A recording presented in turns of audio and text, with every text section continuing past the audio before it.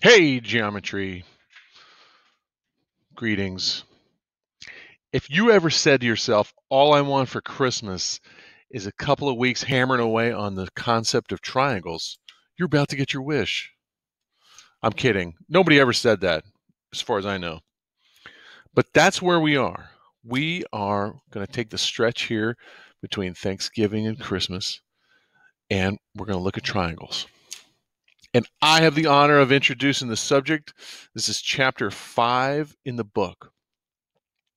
I hope you guys are doing well, especially those of you at home. We think about you. Okay.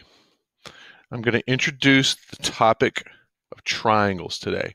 I'm going to use, you could get away with one piece of paper back and front, and these are just going to be notes by hand. There is no packet to go along with it. We're going to draw some pictures, and I think a straight edge would be handy along the way. Some of my triangles are going to be freehand, and some I'm going to use a straight edge just to help me out. Okay, the front is going to have like 7 pictures on it of different triangles. We're going to be classifying triangles. And then on my backside or on my second piece, I'm going to have a couple of concepts that will lead you through the assignment that is paired with this work today. And our assignment's going to be in big ideas. Here we go. I want to classify triangles.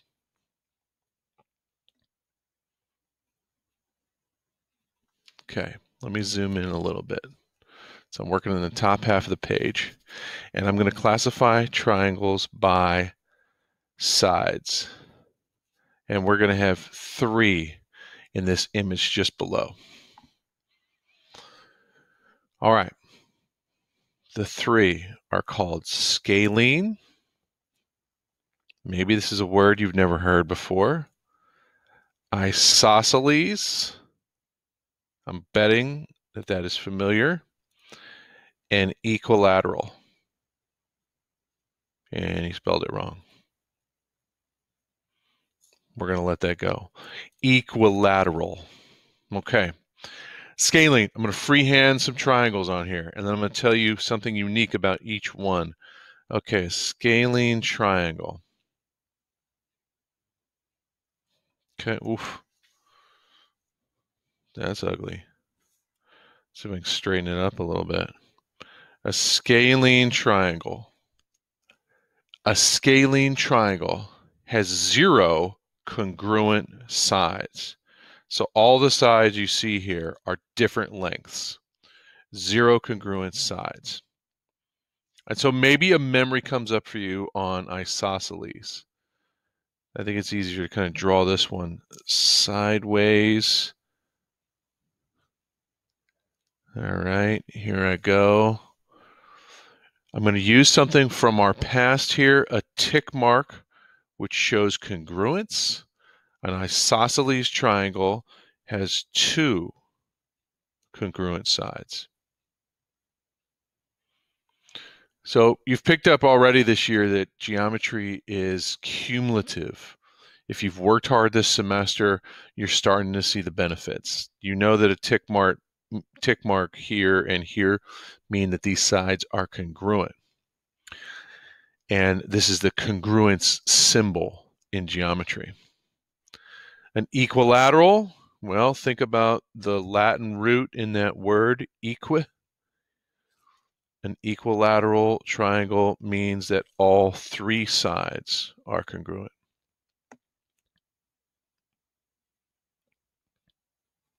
Okay. You may have seen at least 2 out of 3 of these in the past. But you know what? You got to have them memorized for this portion of your high school education. You want to remember the names. Okay, so that's classifying triangles by their sides. Now I'm going to draw a line, and I'm going to draw 4 pictures. We will classify triangles by their angle.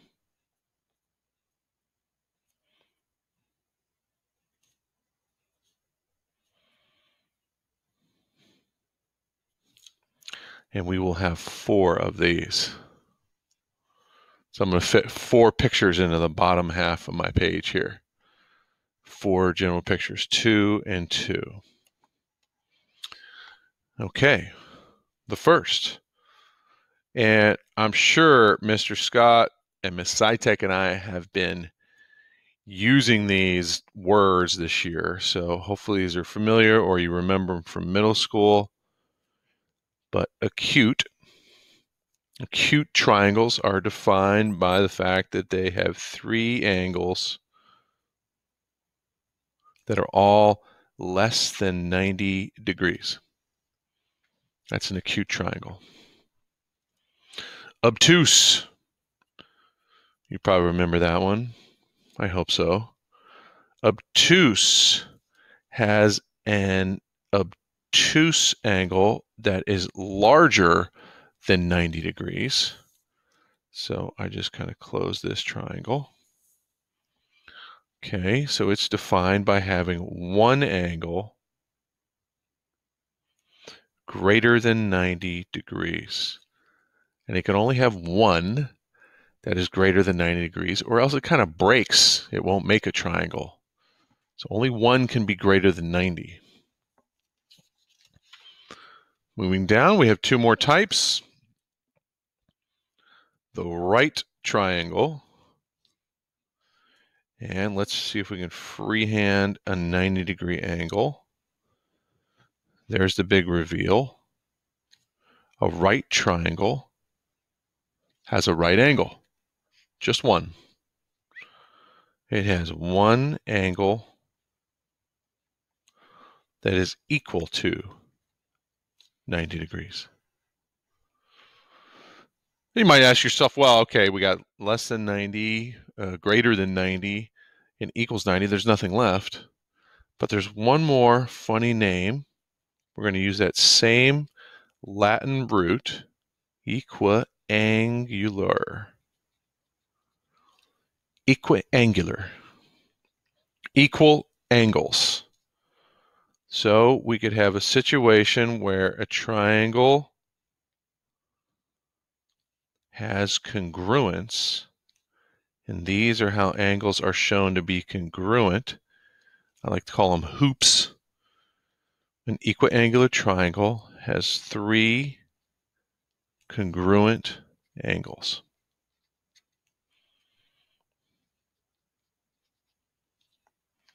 Three congruent angles. Page 1 done. Zoom out for a second. Just see how yours looks. Your notes. Take a minute to get caught up if you need to draw any pictures. Different kind of math class this year, isn't it? The drawing part. Some people find it tedious, but for me, as a visual learner, if I talk myself through one of these and describe it while I'm drawing it, it helps me remember. And now you have a nice reference page that is yours to keep and use when you have assessments.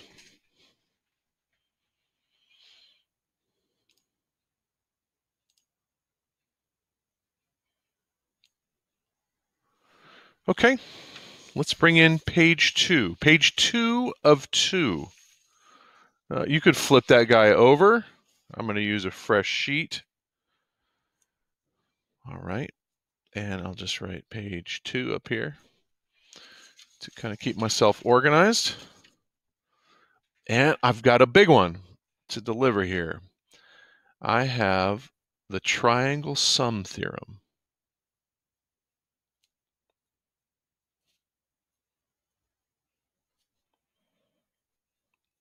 A theorem in math and science is an idea where we can use evidence to support it. And this one has lots of supporting evidence. All right, so I'm going to zoom in a little bit and draw my triangle. I'm going to have kind of like 3 spaces on this paper.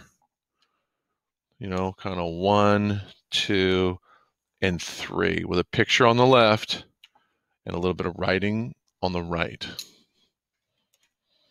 Okay, so this top third, I'm going to just kind of make myself a triangle. This time I'm going to go ahead and use a straight edge, and it doesn't have to have any particular characteristics.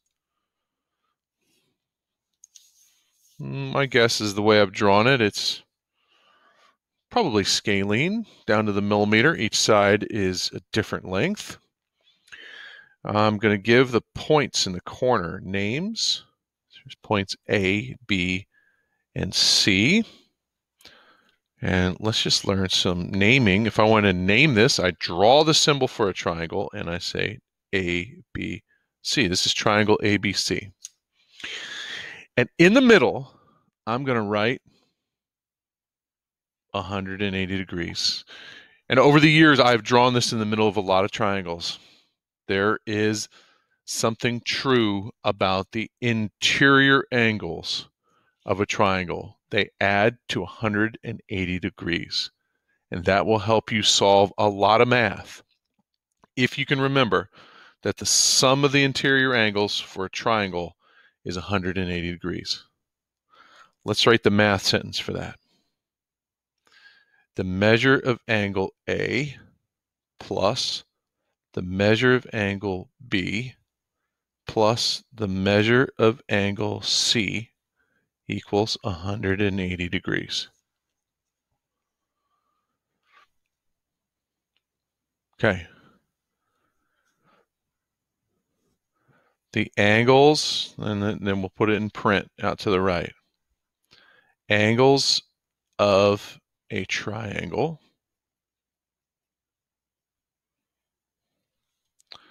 sum to 180 degrees. And they're talking about the interior angles. We're going to see more on this in just a bit. The interior angles. That's it. That's the concept. You'll use a lot of math to work out something where they give you one or two angles, maybe an algebra expression, and you have to use this. This part you need to remember to build your equation to solve. Okay, so I'm going to draw a little line under this.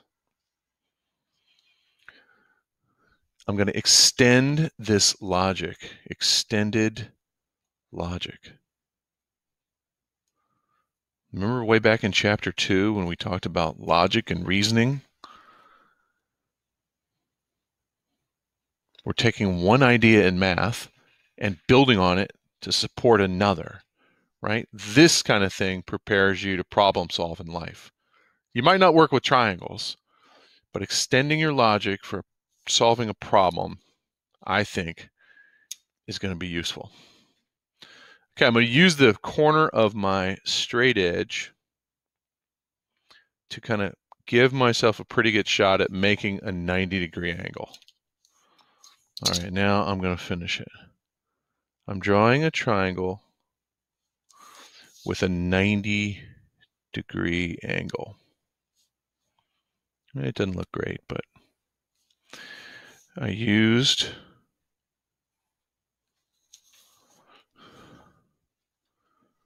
the edge of my straight edge to give me a pretty good shot at it. And now I'm going to add the 90-degree symbol there. So if I only have A and B in my picture, and this angle has a 90 degrees, well, since all the angles in a triangle add up to 180 degrees, if I see a problem today in Big Ideas that gives me a 90 and some information on these, I can extend my logic, I can simplify what I'm doing, and I can say that the measure of angle A plus the measure of angle B equals 90 degrees. I've cut one out because this one is telling me it's a 90. Okay, so for right triangles,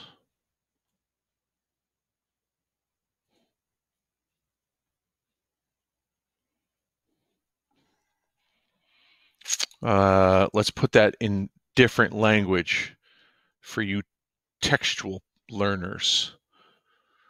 Writing things down. Acute angles in a right triangle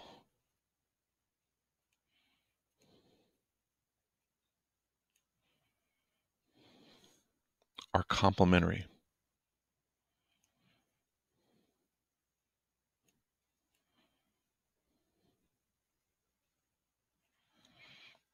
Okay, that's the big reveal. Acute angles in a right triangle are complementary. They're saying A and B. And remember, complementary is a term that means adds to 90 degrees. Okay, so I'm going to draw a line under this. And I've got roughly a third of the page left. Okay, comes another theorem. The exterior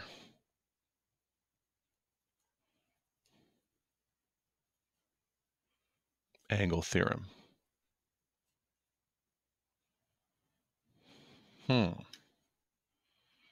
Exterior angle theorem. Well, we talked about interior. The interior angles on a triangle add up to 180 degrees. Let's look at something that's interesting about the exterior angles. So I'm going to do my best to kind of repeat that triangle I had up above. I'll use the same letters.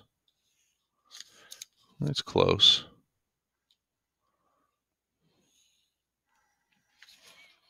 Okay, and I had A and B and C for my points. Okay, and I am going to extend one of my lines. And I put my C right in front of it. So we'll extend this way. That is not a great extension. Let's see if I can clean it up. So it is a single line extended. All right, so the line segment AC now extends, and we could put an arrow on it and make it a ray. And I'm going to call this angle D.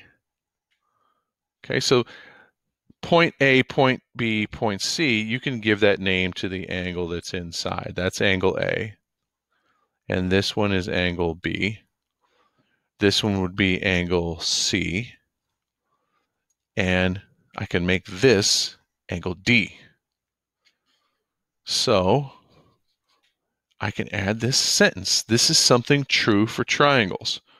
The measure of angle D is equal to the measure of angle A plus the measure of angle B.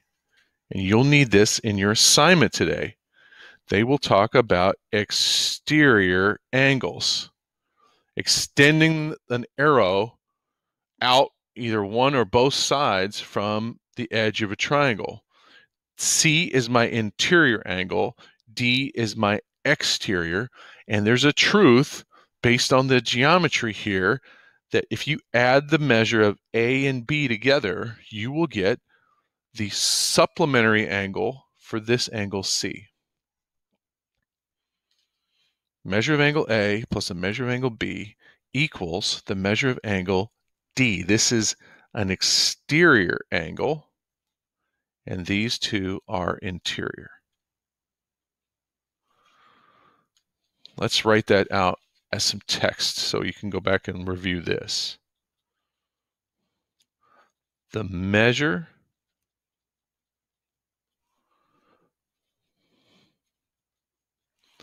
of an exterior angle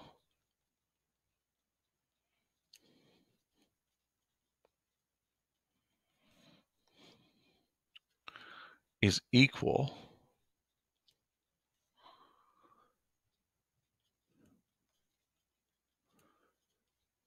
to the sum of the two, and here comes a vocabulary word, the two non-adjacent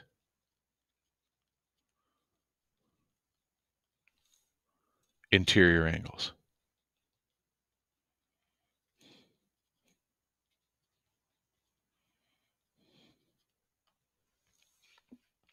The measure of an exterior angle is equal to the sum of the two non-adjacent interior angles. A and B add up to equal D, which is the supplementary pair for C. Hey, okay. I tried to do it on the front and the back of one piece of paper so that you guys have good references. Draw some pictures. We'll get used to drawing triangles here in the next couple of weeks. A note for Ms. Zytek and Mr. Scott and Ms. Barrett is that I was going to do number 17, which is not in the assignment, but I wanted to show everybody use of the exterior angle theorem with algebra by hand tucked into it. So I'm going to do number 17 from my classes, and I find it's a pretty good one. It fits in with the difficulty of the assignment today. Students, there are 22 problems loaded in the big ideas, but you'll find that once you put the story together and think, reach back into your knowledge for vertical angles and supplementary and complementary. Once you put the story together for the problems today, it'll go kind of quick. 22 problems. They're not computationally complex. You guys have a great rest of your week. It was good to see you. I'll see you next time.